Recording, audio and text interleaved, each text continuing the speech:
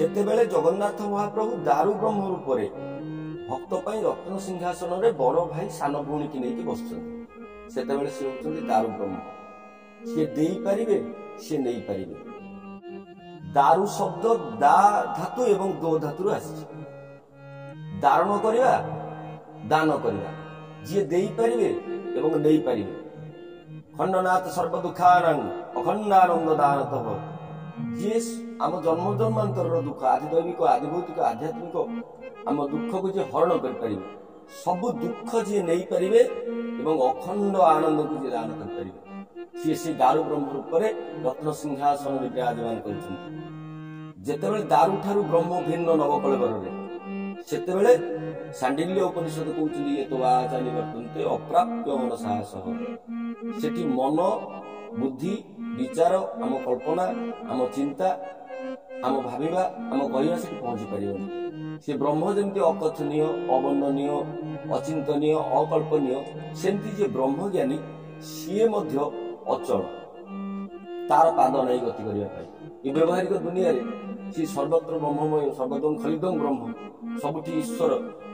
ସିଏ ହର୍ଷ, ଶୋକ, ଭଲ ମନ୍ଦ, ଅନ୍ଧାର ଆଲୁଅରୁ ସିଏ ମୁକ୍ତ, ଜୟ ପରାଜୟରୁ ମୁକ୍ତ, ସିଏ ଭୟ ଅଭୟରୁ ମୁକ୍ତ। ତେଣୁ ସେଇ ମୁକ୍ତ ପୁରୁଷ, ସେ ବ୍ରହ୍ମଜ୍ଞାନୀ ଏ ଜଗତରେ, ଏ ବ୍ୟବହାରିକ ଦୁନିଆରେ ବଞ୍ଚିବା ପାଇଁ ତାର ପାଦ ନାହିଁ, ଗତି କରିବା ପାଇଁ ତାର ପାଦ ନାହିଁ। ସେ ଭକ୍ତିକି ଆଶ୍ରୟ କରିକି ଚାଲିବ। ଦ୍ୱେ ସତ୍ୟ ସମୁପାଶ୍ରିତ ଲୋକାନଂ ଧର୍ମ ଦେଇନାହିଁ। ସତ୍ୟଂ ଚ ପରମାର୍ଥକ, ସତ୍ୟଂ ଚ ଲୋକ ସମ୍ପୃକ୍ତି। ଦୁଇଟି ସତ୍ୟ। ଗୋଟିଏ ସତ୍ୟ ଆମକୁ ଦେଖାଯାଉଛି, ଏ ଜଗତ ସତ୍ୟ ଭଳି ଦେଖାଯାଉଛି, ପ୍ରତ୍ୟମାନ ହଉଛି। ଯାହା ଆମେ ଦେଖୁଛନ୍ତି, ଆମ ଦେହ ସତ୍ୟ, ଏ ଜଗତ ସତ୍ୟ, ଆମ ଜନ୍ମ ସତ୍ୟ, ଏ ବ୍ୟବହାରିକ ଦୁନିଆ ସତ୍ୟ, ଯାହା ଆମେ ଦେଖୁଛନ୍ତି। କିନ୍ତୁ ଏ ସତ୍ୟ ସତ୍ୟ ନୁହେଁ। ଆଉ ଗୋଟେ ସତ୍ୟ ହଉଛି ପରମାର୍ଥିକ ସତ୍ୟ। ଗୋଟିଏ ହଉଛି ବ୍ୟବହାରିକ ସତ୍ୟ, ଯୋଉଠି ଆମେ ଜନ୍ମ ହୋଇଛନ୍ତି, ଯୋଉ ଜଗତ ସହିତ ଆମେ ବ୍ୟବହାର କରିବା, ଯୋଉଠି ଆମେ ଜୀଇବା। ସେଇଠି ଜୀବନ ଜୀଇବା ପାଇଁ ହେଲେ ସେଠି ଭକ୍ତିର ଆବଶ୍ୟକତା ଅଛି। ବ୍ରହ୍ମଜ୍ଞାନୀ ଏଇ ଭକ୍ତିକି ଆଶ୍ରୟ କରିକି ପାଦ ଚାଲିବ। ବ୍ରହ୍ମଜ୍ଞାନୀ ଖାଏ, ଭକ୍ତ ବି ଖାଏ। ବଞ୍ଚିବା ପାଇଁ ଏ ଜଗତରେ ସମସ୍ତେ ଖାଦ୍ୟ ଖାଆନ୍ତି।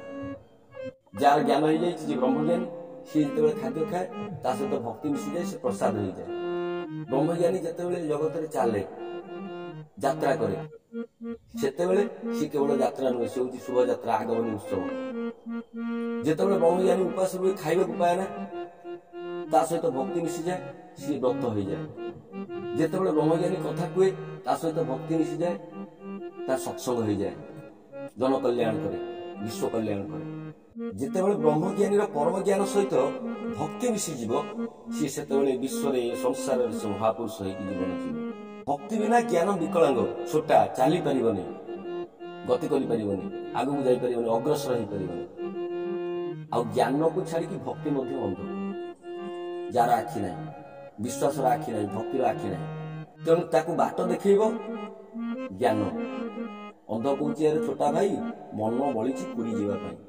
ଜଗନ୍ନାଥ ମହାପ୍ରଭୁଙ୍କୁ ଦେଖିବା ପାଇଁ ଇଚ୍ଛା ଯିଏ କରିବ, ଜଗନ୍ନାଥ ମହାପ୍ରଭୁଙ୍କୁ ଜାଣିବା ପାଇଁ ଯିଏ ଇଚ୍ଛା କରିବ, ଯିଏ ସେ ପରମାତ୍ମାକୁ ଲାଭ କରିବା ପାଇଁ ଇଚ୍ଛା କରିବ, ଯିଏ ଭଗବାନଙ୍କୁ, ଈଶ୍ୱରଙ୍କୁ, ସେଇ ପରମ ସତ୍ତାଙ୍କୁ, ସେଇ ପରମ ତତ୍ତ୍ୱକୁ ଯିଏ ଅନୁଭବ କରିବା ପାଇଁ ଇଚ୍ଛା କରିବ, ତାକୁ ଜ୍ଞାନ ସହିତ ଭକ୍ତିର ଆବଶ୍ୟକତା ଅଛି। ଏ ଯୁଗରେ, ଏ ସମୟରେ, ଏ ଯୁଗ ପାଇଁ, ଏ ସମୟ ପାଇଁ ହଜାର ହଜାର ନକଲି, ହଜାର ହଜାର ଡୁପ୍ଲିକେଟ, ହଜାର ହଜାର ଇମିଟେସନ ପାଖରେ ପ୍ରକୃତ ସୁନା, ପ୍ରକୃତ ଗହଣା ଚିହ୍ନିବା ବହୁ କଷ୍ଟ।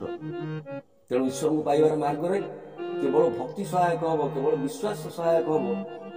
ଏ ଯୁଗ ପାଇଁ ଏହା ସିଦ୍ଧ ନୁହେଁ। ଜଗନ୍ନାଥଙ୍କୁ ପାଇବା ପାଇଁ ଭକ୍ତି ସହିତ ଜ୍ଞାନର ଆବଶ୍ୟକତା ଅଛି। କାରଣ ଭକ୍ତିର ଆଖି ନାହିଁ, ସେ ଦେଖିପାରିବନି କୋଉଟା ଠିକ, କୋଉଟା ଭୁଲ। କିଏ ସତରେ ବାସୁଦେବ, କିଏ ପୌଣ୍ଡରକ ବାସୁଦେବ। କଣ ଜାଣିଲେ ଅଜ୍ଞାନତା ଦୂର ହବ, ଜ୍ଞାନ ପ୍ରାପ୍ତି ହବ। କିଏ ପ୍ରକୃତରେ ସତ୍ୟ ବ୍ରହ୍ମନିଷ୍ଠ ମହାଜ୍ଞାନୀ, କିଏ ପ୍ରକୃତରେ ଈଶ୍ୱର, କିଏ ପ୍ରକୃତରେ ଭଗବାନ, କାହାକୁ ଭରସା କଲେ ଏ ଭବସାଗର ପାରି ହବ। ଏ କଥା ଭକ୍ତି ଦେଖିବା ପାଇଁ ଅସମର୍ଥ। ତାର ଆଖି ନାହିଁ, ଭକ୍ତିର ଚକ୍ଷୁ ନାହିଁ। କେବଳ ଯଦି ଜ୍ଞାନ ମଧ୍ୟ ହେଇଗଲା, ସିଏ ବ୍ୟବହାରିକ ଦୁନିଆରେ ଗତି କରିପାରିବନି, ଏ ସଂସାର ସେ ଚାଲିପାରିବନି, କାରଣ ତାର ପାଦ ନାହିଁ।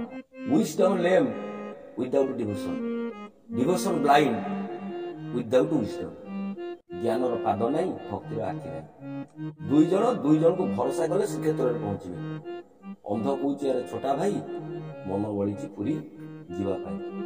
भक्ति की पाथेय करिकी ज्ञान चक्षुरे से भगवत तत्व आड़ को से परम तत्व आड़ को परम सत्य आड़ को अग्रसर होगा पड़े से आदिम प्रश्न जहाँ मनुष्यर से प्रश्न उत्तर न पाइबा पर्यंत से केवल मोक्ष लाभ कर किए कौटू आसी कहीं आसी कुआड़े जी ये हूँ से आदिम प्रश्न जो प्रश्न ब्रह्मा निजी प्रश्न करते सी भूली जाते कौटू आसिली कुआड़े जी कहीं आसी तेणु मनुष्य भूली जावाटा स्वाभाविक शिव भूली जाऊँ विरंची भूली जाऊँ जीव है आम भूली जावाटा जन्म जन्मांतर संस्कार नहीं जन्म होती मनुष्य ये जीव सी भूली जावाटा किसी अस्वाभाविक कथा नुहे मन पड़ जावाटा सहज निजर स्वरूप मन पड़ जावाटा सहज जदि किए जानापी चाहे तेणु ज्ञान आखिरे आगे अग्रसर हाँ पड़ो जिते दिन पर्यंत जीव जानी न पारी ये संसार क्षणभंगुर ये जगत हूँ